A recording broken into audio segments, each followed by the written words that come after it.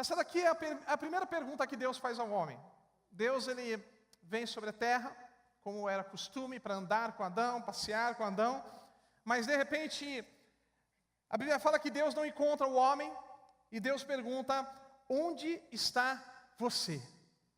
Em outras palavras, Deus está perguntando, por que você não está onde você deveria estar? Porque não é que Deus não sabia onde Adão estava. Todos nós sabemos que ninguém pode se esconder de Deus. Mas a questão desse texto é que Adão não estava na posição que Deus o criou para estar. Porque antes desse acontecimento, quando Deus vinha sobre a terra, Deus e Adão, Eva, eles compartilhavam de um relacionamento de intimidade. Eles andavam juntos pelo jardim, aquele lindo jardim, e eles andavam pelo jardim. Creio que admirando a criação, olhando todas as coisas, uau, que coisa linda.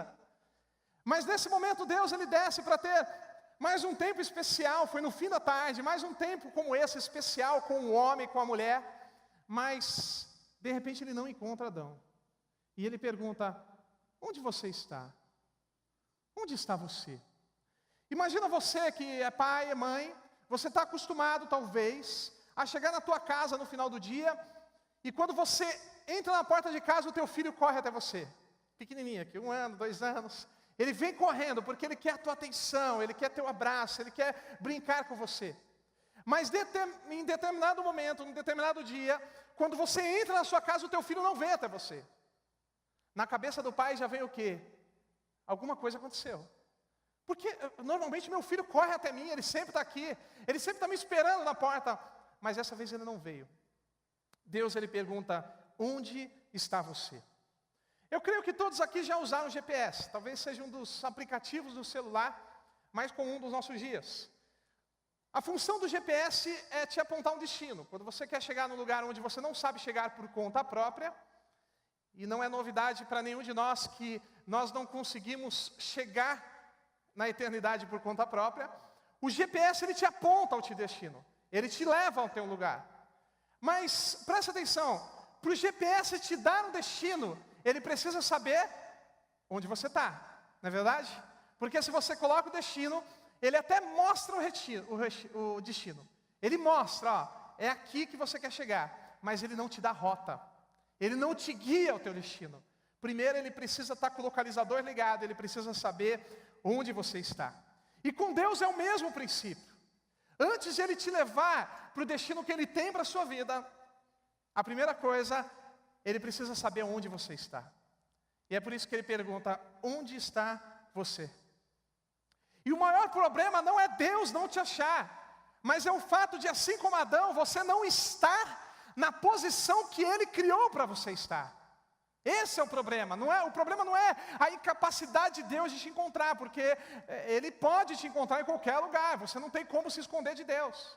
Mas o grande problema é você não estar onde deveria estar, no lugar onde ele criou para você estar.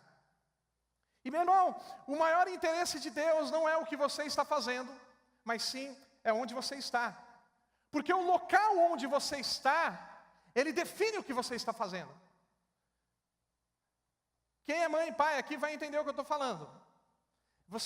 Digamos que você está preocupado com seu filho não apareceu em casa o dia todo depois da escola.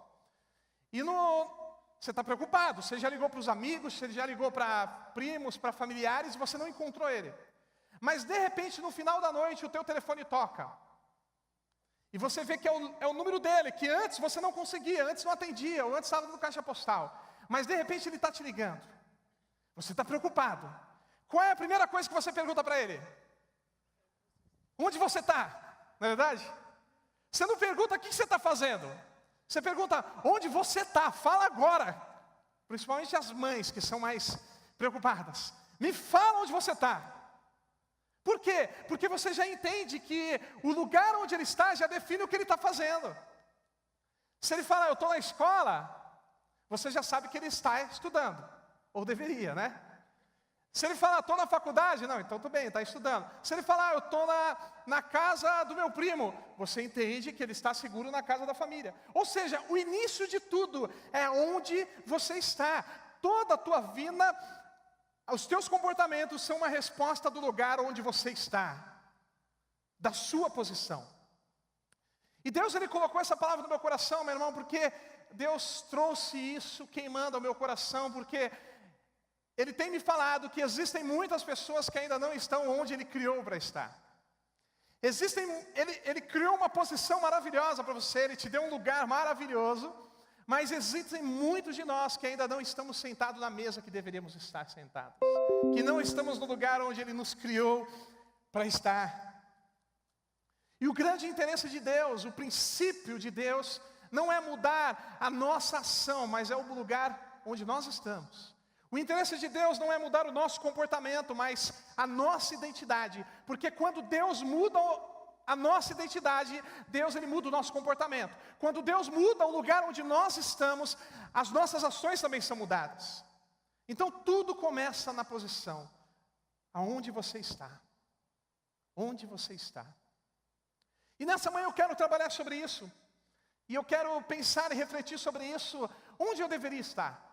Talvez você está me ouvindo e está perguntando, mas Pedro, fala, então, se muitos de nós de repente não estamos onde deveríamos, onde eu deveria estar? Qual é a minha posição? Qual é o lugar onde eu deveria estar? Onde Deus me criou para estar? Aqui em Gênesis capítulo 1 nós temos um relato da criação. E eu quero começar com isso porque esse é o primeiro relato da criação. E em Gênesis capítulo 1 e 2, por ser o primeiro relato, nós podemos perceber o desejo de Deus e o amor de Deus pela criação, mas em especial por uma das criações. E no livro de Gênesis, a Bíblia fala que até o sexto dia, Ele já tinha criado os luminares, o firmamento, que é os céus. Ele dividiu as águas para aparecer a parte seca, os continentes, as ilhas. Ele criou os animais aquáticos, as aves, os animais terrestres. E no sexto dia, Deus, Ele disse, agora façamos o homem, a nossa imagem e a nossa semelhança. Em outras palavras, Ele está dizendo, esse é o momento central da criação. Porque até agora nós já criamos o sol, a lua, as estrelas, o firmamento, os céus, a terra, os animais, mas agora é o momento central. É o momento que nós criaremos o ser, não para habitar na terra, mas nós vamos criar aquele que vai dominar a terra, aquele que vai ter o domínio sobre a terra. Não para ser, nós criaremos um ser, não para ser diferente de nós. Percebam, está no plural, façamos, porque o Pai, o Filho e o Espírito Santo, não para ser diferente de nós, mas nós criaremos aquele que vai ser a nossa imagem, ele vai ser como nós. Não para estarem distante de nós, mas para estar próximo de nós. O desejo de Deus sempre foi esse. Não para ser subjugado por nós, mas para andar conosco. Não para serem mais um no meio da criação, mas para ser o nosso representante na criação. Essa é a intenção de Deus e o coração de Deus. E é por isso que na hora que Ele cria o homem, Ele diz, façamos o homem a nossa imagem, a nossa semelhança. Imagem e semelhança. Pense comigo, digamos que você é um grande cozinheiro. E você criou um prato, você inventou um prato. Eu não sei você, mas quando eu assisto aquele programa Masterchef, eu me sinto um cozinheiro de miojo. Naquele mesmo momento, quando eu vejo aqueles caras criando aqueles pratos, meu irmão, eu vou na minha cozinha e eu capricho no miojo. Eu faço um miojo sem igual, me inspira. Mas digamos que você é um cozinheiro de verdade. E você criou um prato. Aquele prato é seu. Aquele prato é a sua criação. E além de ser um cozinheiro e criar um prato, você é um pai. E você criou um filho. Então você tem duas coisas que você criou. Você tem um prato e você tem um filho. Qual dessas duas coisas é a sua imagem e a sua semelhança? Qual dessas duas coisas as outras pessoas vão olhar para você e dizer, isso daqui é criação do fulano? É o prato ou é o teu filho? É o filho, não é verdade? Porque quando você vê o filho, você vê o pai. Eu lembro que esses dias eu estava lendo um livro muito bom, e o autor estava contando que quando a esposa dele estava grávida, e eles foram fazer aquele ultrassom, já estava no sexto, sétimo mês, e o médico ainda não conseguia ver o sexo da criança. E meu irmão, eu estou no terceiro mês, minha esposa está grávida no terceiro mês, eu estou ansioso. Tu acorda à noite, cada noite, minha esposa cada noite tem um sonho diferente, sonha com menino, aí ela acorda, vai ser menino. Aí na outra noite sonhou com menina, vai ser, né? Eu estou achando que é um menino e uma menina, mas tudo bem. Então olha só, você está ansioso por isso. E aquele autor daquele livro, ele disse que no sétimo mês, eles foram fazer outro ultrassom e pensar, agora a gente precisa ver o sexo dessa criança. Caramba!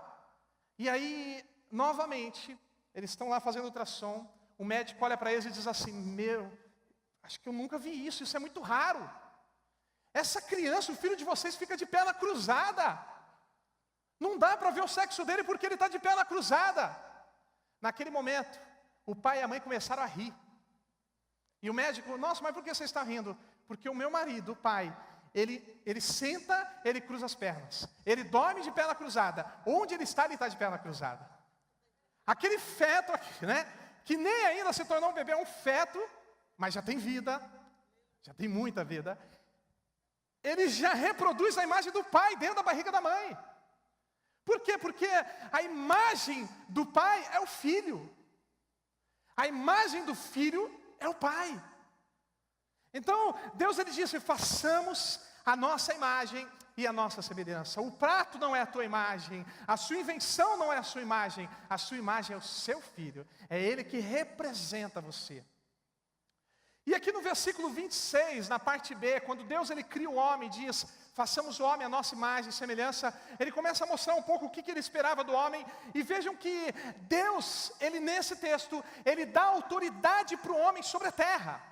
E ele diz, olha, você vai dominar os animais, você vai dominar as vegetações, você vai cuidar das plantações, você vai se alimentar de tudo isso. Ele não deu essa ordem, essa autoridade para outros, para os animais, para a lua, para o sol. Ele deu para o homem, para o homem. E quando você cria algo, você tem autoridade sobre esse algo.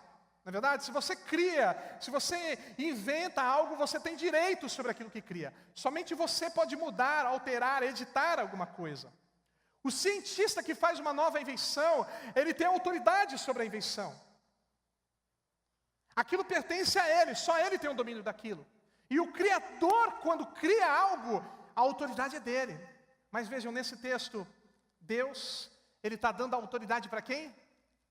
Para o homem. Deus está passando a sua autoridade de Criador de todas as coisas para quem? Para aquele que é a sua imagem e semelhança.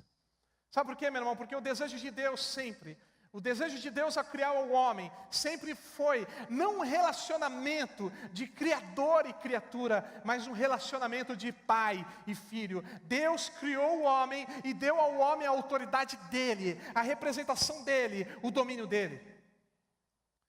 O Criador também, quando cria alguma coisa, ele tem o direito de dar um nome para a sua criatura. Se você cria um prato, você tem o direito de dar o nome daquele prato. Se você inventa alguma coisa, você tem o direito de dar o nome para aquilo. Mas vejam, quando Deus cria e criou todas as coisas, no capítulo 2, versículo 19, Deus ele disse para o homem, o Senhor Deus trouxe os animais ao homem para ver como ele os chamaria. E o nome que o homem desse a cada ser vivo, esse seria o seu nome. Assim o homem deu nome a todos os animais. Quem deu nome para a criação de Deus? O homem. Eu estou te mostrando a forma como que Deus estava enxergando o homem. Através do relato da criação, Deus ele está dizendo, vejam, você não é apenas uma criatura, você não é apenas uma criatura em meio a tantas outras. Você não é uma invenção, você é o meu filho, você é a minha representação, você tem a minha autoridade. O homem, ele é a intersecção de Deus na terra. O homem é a intersecção de Deus sobre essa terra. Intersecção é uma linha que liga dois pontos. O homem, ele é a intersecção de Deus sobre a terra. É por isso que a palavra de Deus diz no Novo Testamento, tudo que ligares na terra, será ligado nos céus. Porque ao homem foi dada a autoridade dele sobre a terra. E isso, meu irmão, isso é grande demais. Deus, ele quer te mostrar como isso é grande, como isso é incrível. Você é representação dele. Você representa nosso Deus. Você representa o Rei. Você tem a autoridade dele sobre essa terra. E uma das coisas que eu gosto na criação, em Gênesis capítulo 1, é que, por exemplo, no primeiro, segundo e terceiro dia da criação, Deus ele havia criado a luz, abrindo parênteses aqui.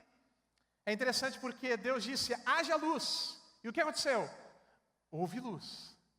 Mas os corpos celestes, o sol que dá a luz e a lua que traz a luz da noite, ele só foi criado no quarto dia. Deus disse, haja luz, houve luz.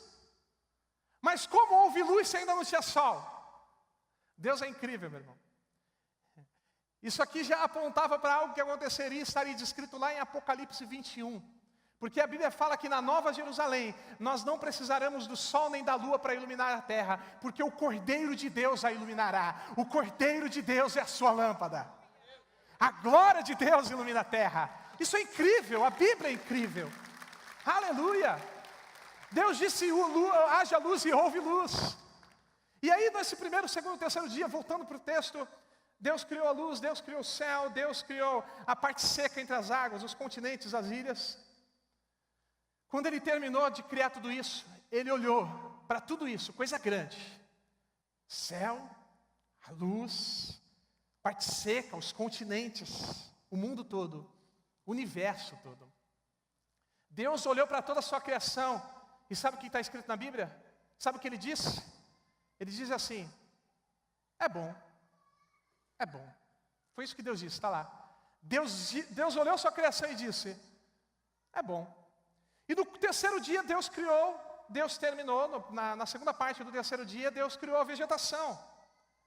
Existem no mundo mais de 300 mil tipos de vegetações, de plantas, árvores e por aí mais. Criou todas aquelas árvores lindas, imagina, meu irmão, como era o mundo no início, que coisa linda. Deus criou tudo. Deus olhou para aquilo tudo, para aquela vegetação, e Ele disse, é bom. É o que está na Bíblia. E disse Deus, e viu Deus que era bom. É bom. No quarto dia, Deus criou os corpos celestes. E essa é a parte que mais me encanta. Deus criou o sol, a lua. Deus encheu o universo de estrelas. Meu irmão, existem estrelas que têm cerca de... A maior estrela tem cerca de 600 a 800 bilhões de quilômetros. Olha o tamanho. Deus criou as estrelas. Deus espalhou as estrelas no céu. E os estudiosos dizem que existem mais estrelas nos céus do que grãos de areia em todo o mundo. Olha só que coisa impressionante. Você vai no Itararé ali, né? Você pega areia, vem um pouquinho de lixo também, mas tudo bem. Brincadeira, gente, misericórdia, né? Mas você pega a areia, você não consegue contar aquilo. Imagina em todas as praias e desertos do mundo, meu irmão. Quantos grãos de areia tem?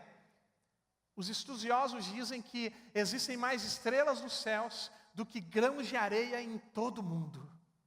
Deus espalhou de estrelas gigantescas, estrelas grandes, estrelas pequenas. No final desse dia, do quarto dia, Deus olhou para a criação e olhou para o universo e tudo aquilo, e Deus disse, é bom. No quinto dia, Deus criou os animais aquáticos, diversidade de animais. Os animais aquáticos, tantos animais diferentes, os grandes, os pequenos, aqueles bonitos. Deus terminou esse dia, Ele olhou para a sua criação e disse, é bom. No sexto dia, Deus criou, no início do sexto dia, Deus criou os répteis. Deus criou os animais terrestres, variedade de animais, grandes e pequenos. Não vou falar sobre isso, mas grandes, porque na minha opinião, os dinossauros estavam aqui, tá bom? Mas depois a gente fala sobre isso. Depois você pesquisa na internet, Adalto Lourenço, ele vai te explicar sobre isso. Os dinossauros estavam na criação de Deus, nos répteis. Ah, mas onde estavam os dinossauros aquáticos? Estavam na criação dos animais aquáticos. Mas enfim, Deus criou os répteis, os animais terrestres. Quando Deus vê toda aquela variedade, Ele olha e diz assim, isso é bom. Isso é bom. Está na Bíblia.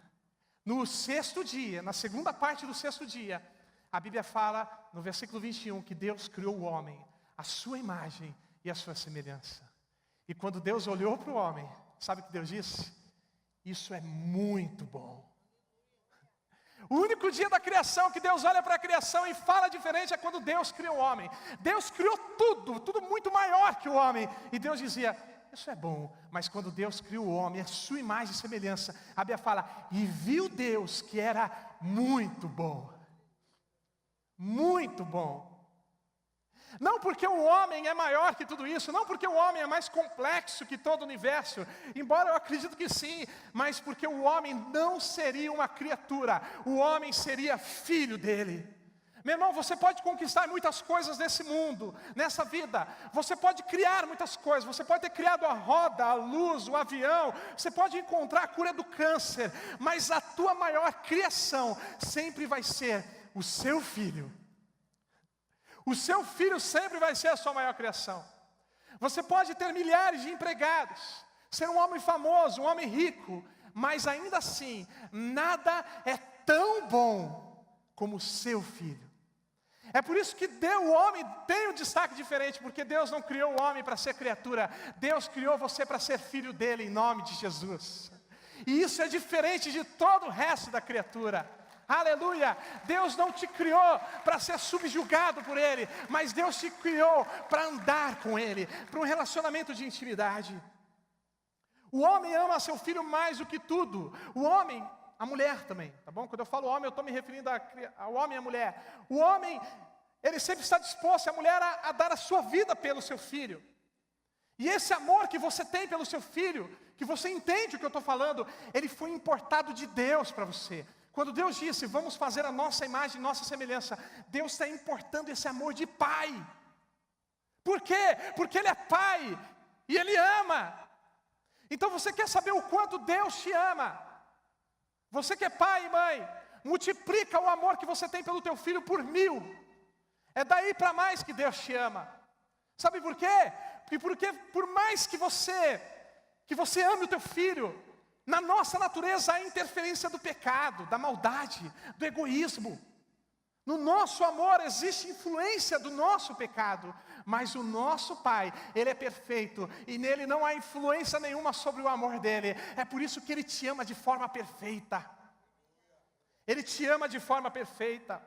Sabe, eu estou citando o Antigo Testamento, meu irmão, para mostrar que desde a criação, desde o primeiro dia, existia um propósito de relacionamento no coração de Deus. Um propósito de se relacionar com o homem, e não apenas de criador e criatura, mas de pai e filho.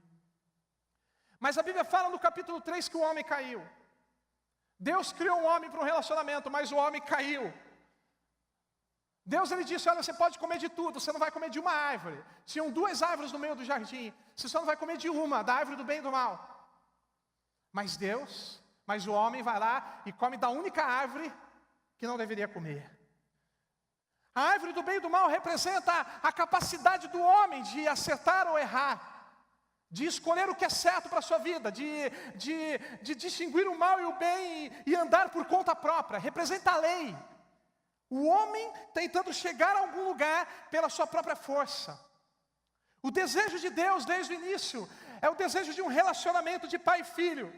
Mas o homem escolhe um relacionamento de conduta. O homem preferiu escolher um manual de conduta. E a partir do momento que o homem come daquele fruto, ele está desprezando um pai para ter um chefe. Ele está desprezando o relacionamento de pai para ter um relacionamento de servo e empregado. Mas Deus nunca quis servos. O coração de Deus nunca foi por servos. Eu vou te explicar isso. Mas sempre foi por filhos. Sempre foi por filhos. E Pedro, eu não tenho que servir nada disso. Não, eu não sou servo, sim, nós somos servos. Mas a consequência de sermos servos é porque somos filhos. E eu não sei você, mas eu como filho, eu tenho o desejo de servir o meu pai. Eu tenho muito mais desejo de servir o meu pai, porque eu sou filho de qualquer outra pessoa que eu poderia ser servo. Porque quando o filho entende que ele é filho, ele quer servir o pai. Não é verdade? Você é assim? Nós queremos servir. Então sim, nós somos servos, mas o servo é um resultado de primeiro entendermos, eu sou filho. A minha posição diante de Deus é filho. Mas o homem, é impressionante que o homem sempre recusa ser filho para ser um empregado. Você lembra da parábola do filho pródigo que eu já preguei aqui? A Bíblia fala que aquele filho que perdeu tudo que era do pai, que vendeu tudo e gastou tudo, quando ele entra na cabeça dele de voltar para casa, o que ele disse? Ele disse, vou para casa, vou pedir perdão, e vou pedir que meu pai me aceite como um empregado. Eu quero que meu pai me contrate como empregado. Meu irmão, essa parábola representa um instinto que existe em nós, de recusarmos ser filhos para sermos empregados. Porque em todas as religiões do mundo, elas pregam o seguinte, que para você alcançar a tua salvação, você precisa fazer isso. Para você chegar lá, você primeiro precisa fazer isso. Mas a palavra de Deus diz que a mensagem da cruz é loucura para os que estão perecendo. E Deus ele não veio criar uma religião, mas Deus veio criar um relacionamento de pai e filho. E na Bíblia, na mensagem de Cristo, nas boas novas, você não precisa fazer nada para ser salvo, porque Ele já fez tudo para te salvar. É por isso que os outros não entendem, nunca vão entender. É por isso que é diferente de qualquer religião, porque não é religião, é relacionamento, é família, é pai e filho.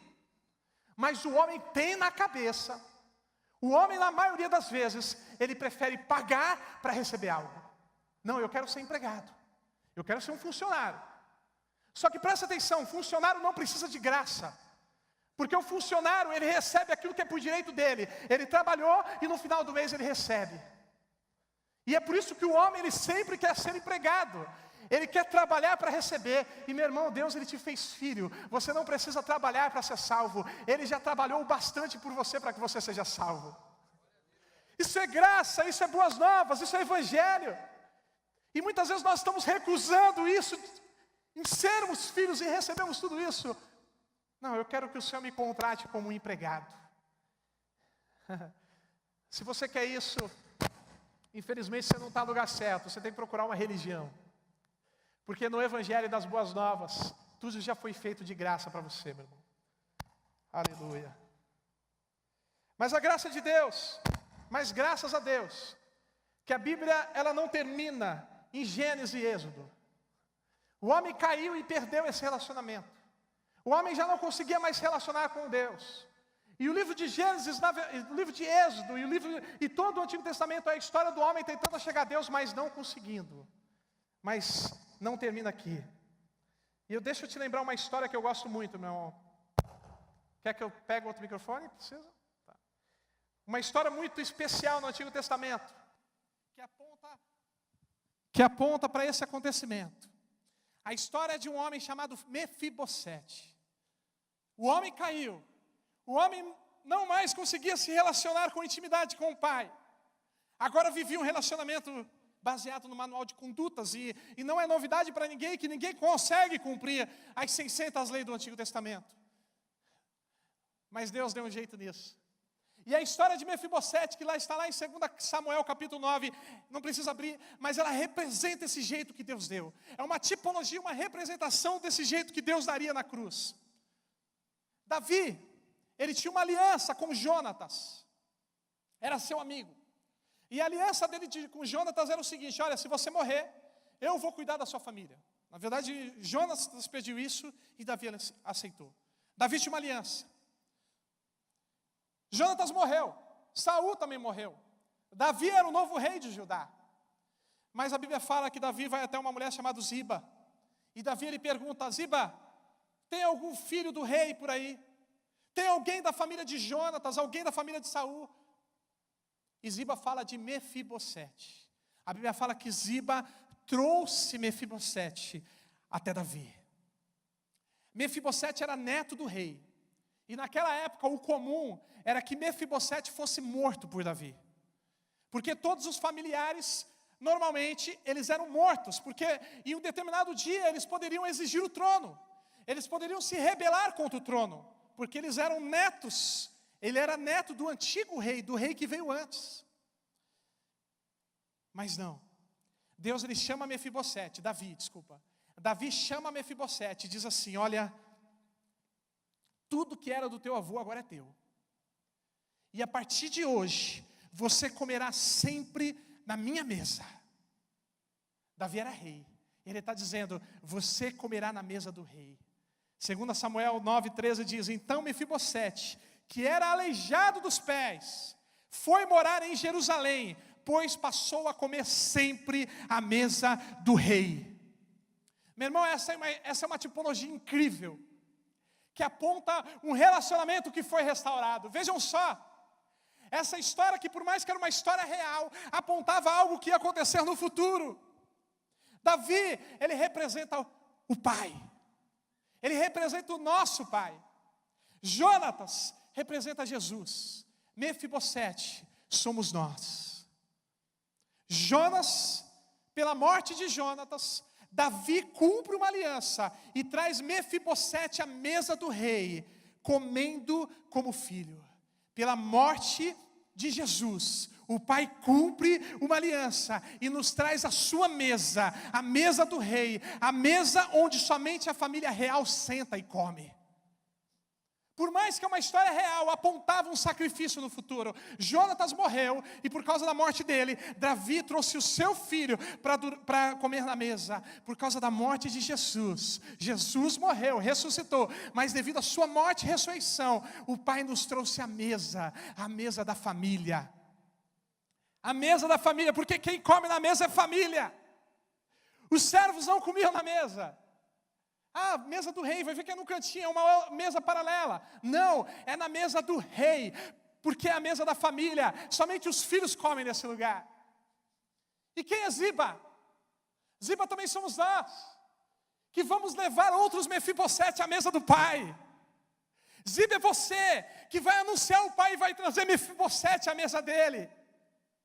A mesa da família. E meu irmão, essa mesa é poderosa. Essa mesa é incrível, nessa mesa existe autoridade, nessa mesa existe cura. E Deus está perguntando nessa manhã, onde está você? Por que você não está sentado na mesa de filho?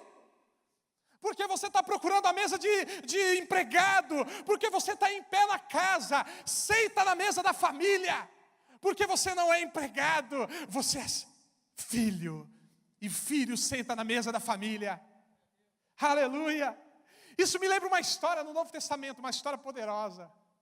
Uma história de cura de uma mulher que clama pela libertação da sua filha. Jesus, ele nega aquilo 2 vezes. Ele estava fazendo outras coisas, a mulher clama. Jesus ainda não ouve. Depois ela pede de novo, Jesus novamente não ouve. Na terceira vez que aquela mulher pede, Jesus olha para ela e diz assim: não é lícito tirar os pães das crianças e dar para os cachorrinhos. Isso aqui, Jesus não estava chamando ela de cachorrinho. Jesus estava usando uma metáfora. Não é lícito que eu tire os pães das crianças e dá para quem não é da família. Em outras palavras, Jesus estava dizendo: a minha prioridade são os filhos de Israel. Eu vim para cumprir uma aliança com o pai Abraão, com o patriarca. Eu vim cumprir essa aliança. A minha prioridade são os filhos de Israel. Aquela mulher não era israelita, aquela mulher era uma gentia. A minha prioridade não é você, é a descendência de Abraão. Eles comem como filhos, e eles que têm direito à mesa do filho. Os gentios, eles podem entrar na casa, mas eles não podem sentar na mesa. Os gentios podem andar em volta da mesa, mas eles não sentam na mesa, porque na mesa é mesa de filho. Então eu não posso, é injusto, é errar, não é lícito eu tirar os pães das crianças e dar aos cachorrinhos. Aquela mulher olha para Jesus e diz: Senhor, mas até os cachorrinhos, eles comem do que cai da mesa. Até mesmo aqueles que são gentios, eles comem do que sobra. Em outras palavras, aquela mulher está dizendo: eu não estou pedindo aquilo que é do filho, mas eu estou pedindo apenas a sobra deles. Presta atenção. Nós somos gentios. Pelo menos eu sou, não sou israelita, era. Aqui nessa época de Jesus, a salvação pela graça não havia sido consolidada. A morte e a ressurreição ainda não foi consolidada. E essa mulher, ela era gentia. Isso só foi consolidado após a morte de Jesus. Por isso que ela não podia comer desse pão. Mas hoje nós podemos. Mas voltando para esse assunto, a mulher diz: me deixa pegar apenas as sobras. Em outras palavras, ela está dizendo: eu não estou pedindo a mesa. Eu não estou pedindo pão em cima da mesa. Eu não estou pedindo pão da família. Eu estou pedindo somente as sobras, as migalhas. Me dá apenas as migalhas. Jesus disse para ela, olhou para ela e disse assim: grande é a sua fé. E na mesma hora, a filha daquela mulher foi liberta. Presta atenção numa coisa, meu irmão. Se comendo migalhas da mesa, essa mulher teve cura e libertação para a sua casa. Pensa comigo, o que não está em disposição quando nós sentamos no nosso lugar e comemos da mesa do rei? Se através das migalhas que caíam dos pães da mesa, aquela mulher recebeu cura e libertação, imagina o que está em cima da mesa, meu irmão. E hoje você não está embaixo da mesa andando pela casa. Hoje você tem o direito de sentar na mesa e comer o pão do Filho. Imagina o que Deus pode fazer através disso. Se Ele já curou e libertou através das migalhas, imagina o que Deus pode fazer através do pão. Porque hoje a nossa posição é na mesa. Através da morte e ressurreição de Cristo, a igreja ganhou um lugar na mesa do Filho. E Deus nessa noite, nessa manhã, Deus está te chamando e dizendo: vem para a minha mesa. Vem se alimentar comigo, vem comer o que eu como. Sabe, tem muita gente sentado na mesa do chefe, tem muita gente sentado na mesa do empregado, mas a mesa que está disponível para você é a mesa do rei. Tem muita gente sentado como empregado, ou apenas como servo, mas nessa manhã, Deus Ele quer te trazer para sentar como filho, que é o que você é, porque Ele não é o teu chefe, Ele não é o teu empregador, mas Ele é o teu pai. Ele é o teu pai, e a tua mesa está disponível para você. Eu queria chamar o pessoal do louvor em nome de Jesus. Mas tem muita gente que prefere ainda um relacionamento baseado no seu trabalho. Mas essa não é a proposta. A proposta de Deus para você é um relacionamento baseado no trabalho dEle. Não quer dizer que eu não preciso trabalhar, que eu não preciso fazer nada de jeito nenhum. Porque quando você entende isso que você recebeu de graça, quando você entende a tua posição como filho, meu irmão, a coisa que você mais quer na tua vida é trabalhar pelo teu pai. É servir o teu pai. Eu já servi o meu pai sem entender isso. Mas a partir do momento que eu comecei a entender isso, e servir a Ele como resultado de entender a graça dEle por mim, meu irmão, é o que diz aquela música: tem um fogo cerrando em meu peito que não me dá descanso. Porque eu quero servir Ele, eu quero amá-lo, eu quero representá-lo. Porque a nossa mesa é a mesa do Filho. Aleluia. Mas sabe, talvez você me diz: Pedro, eu não sou digno da mesa do Filho, Pedro. Eu não sou digno. Eu pequei, eu falei, eu tenho errado, eu não sou digno de sentar na mesma mesa. Sabe, tem tanta gente com o coração assim hoje, meu irmão. Eu não sou digno, isso não é para mim. Eu não posso sentar na mesa da família porque eu não mereço ser família. A melhor forma de entender a graça de Deus é entendendo a lei. E deixa eu te explicar uma coisa. No Antigo Testamento, na lei, quando o homem, ele estava com o coração contrito por causa do pecado, ele pecou, sabe o que ele fazia? Ele pegava um cordeiro e ele levava até o sacerdote. Está aqui o meu cordeiro, para que através desse cordeiro o meu pecado seja perdoado. Sabe o que o sacerdote fazia?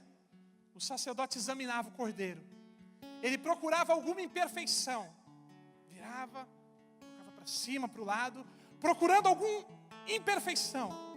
Mas quando o sacerdote olhava e examinava e dizia: é perfeito. A Bíblia fala que o pecador era perdoado.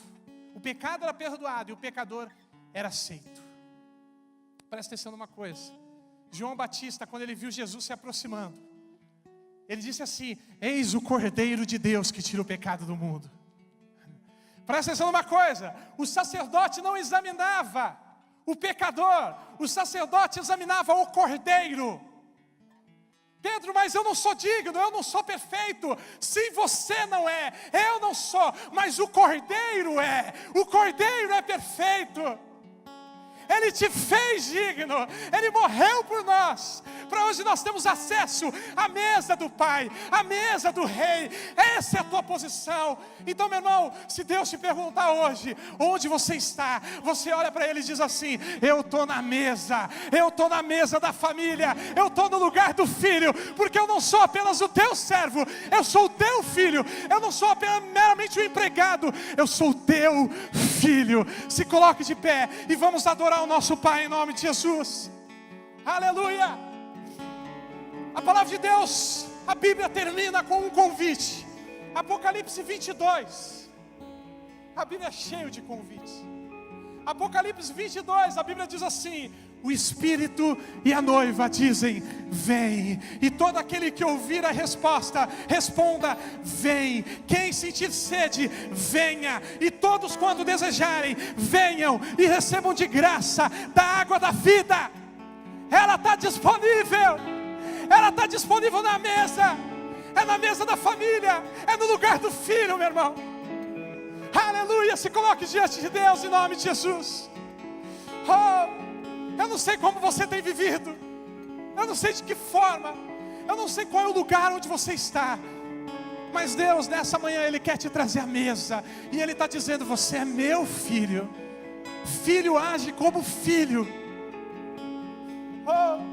Quando você entender a tua posição, você não mais vai querer viver aquilo que não é a tua posição. Você não mais vai querer viver o pecado, porque você vai olhar o pecado e dizer: isso não é de filho. Isso não tem a ver com a minha identidade. Isso não é para mim, porque você é filho. Você é filho. Aleluia. Aleluia. Sabe, durante muito tempo nós cantávamos uma música, e eu gosto dessa música, mas eu quero citar um negócio. Nós cantávamos para Deus e ainda cantamos: Senhor, toma o teu lugar. Toma o teu lugar. E sim, eu entendo que nós queremos dizer que Deus traga a tua soberania. Mas quando eu preparava essa palavra, Deus falou isso comigo: que o cântico que Ele quer seu hoje não é toma o teu lugar, mas nessa manhã é Deus que está cantando isso. E Deus, Ele está dizendo para você: toma o teu lugar. Toma o teu lugar, toma a tua cadeira e vem e senta na mesa em nome de Jesus, porque há poder e autoridade nessa mesa. Vamos adorar o Pai em nome de Jesus. Se lance diante dele e comece a adorar ao Rei. Aleluia, desfrute disso, desfruta dele. Aleluia. Contudo, aos que o receberam e aos que creram em seu nome,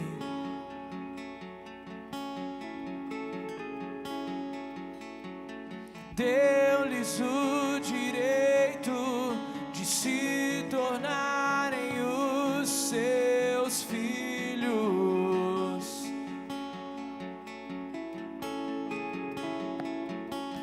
O Espírito de Deus testifica com o nosso espírito que somos os seus filhos, que somos os seus filhos.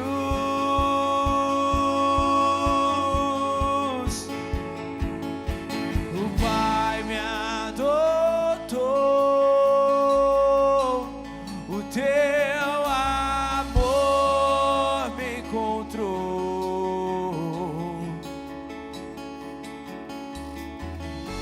Eu era órfão, hoje sou filho.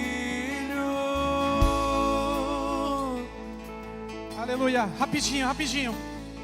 Há poder nessa mesa, meu irmão. Eu quero te chamar, você que está enfermo, vem até aqui na frente em nome de Jesus. Talvez você não esteja enfermo, mas como essa mulher, você quer pedir oração por alguém que está doente, vem até esse lugar em nome de Jesus, porque eu creio no poder que existe na autoridade de filho. E você é filho, nós somos filhos. Você que está passando um momento difícil na tua vida, na tua família, talvez é salvação do teu filho, do teu marido, da tua esposa, da tua mãe. Vem até aqui na frente, porque há poder, e nós não comeremos apenas as migalhas, embora ela poderia libertar, embora a migalha poderia curar, mas você come da pão, você come da mesa, do pão do filho. Aleluia. Quero chamar os pastores, líderes, intercessores. Se coloque diante de Deus. Pede a Deus, clama a Deus, diga a Deus: Senhor, eu tomo posse. Pai, eu quero comer do pão nessa manhã, do pão do Filho. Há poder nessa mesa, a cura, a libertação, a salvação nessa mesa, ela está disponível. Seus filhos,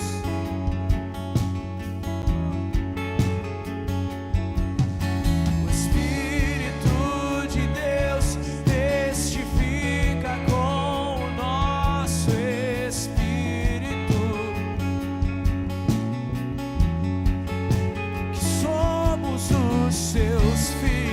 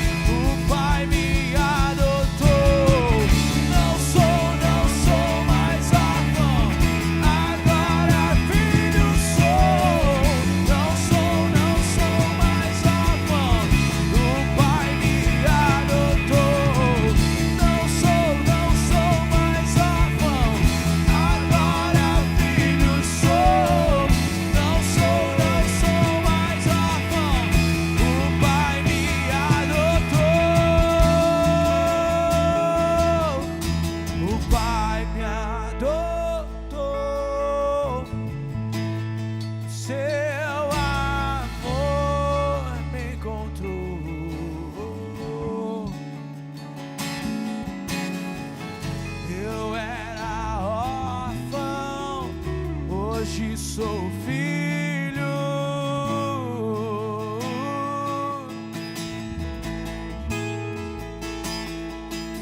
o Pai me adotou,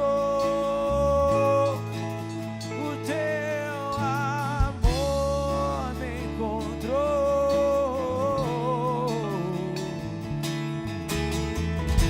Eu era órfão, hoje sou filho.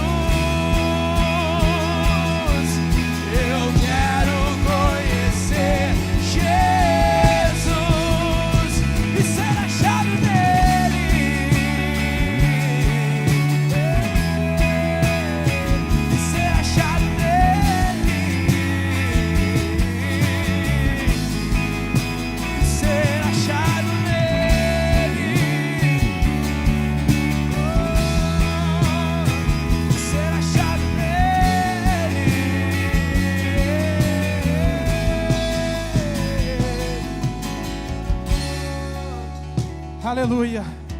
Deixa eu orar por você em nome de Jesus, meu irmão. Deus está fazendo algo lindo nesse lugar, eu creio nisso. Oh, como Deus deseja isso, como Deus deseja você na mesa do Filho. Oh, Pai, obrigado, Senhor. Obrigado, Senhor, porque tudo que o Senhor nos criou lá em Gênesis 1, o Senhor não nos criou para sermos criaturas, mas o Senhor nos criou para sermos os teus filhos, ó Pai. Deus, em nome de Jesus, e nessa manhã nós entendemos a nossa posição. Nós entendemos que o nosso lugar não é andando pela casa, não é como os empregados, não é na cozinha, mas o nosso lugar é na mesa da família, Senhor. E é nesse lugar que nós sentamos hoje, ó Pai. O Senhor conhece cada clamor nesse lugar. Nós estamos sentados à mesa de filho. O Senhor conhece o choro, as lágrimas que são derramadas nesse lugar, por cura, por libertação, por restauração, por salvação. E é nesse momento que nós clamamos ao Pai. Nós pedimos ajuda ao Pai. Nós pedimos o socorro ao Pai. Nós tomamos posse da autoridade que nos foi dada como filho, e nós clamamos por cura, por libertação, por salvação, porque nós somos o teu filho. O Senhor é o nosso Pai. A tua palavra diz que tudo que ligarmos na terra será ligado nos céus, e nós como família, nós ligamos, nós exercemos o nosso poder, a nossa representação para declarar cura, para declarar salvação, para declarar libertação. Tu és o nosso Pai. Aleluia.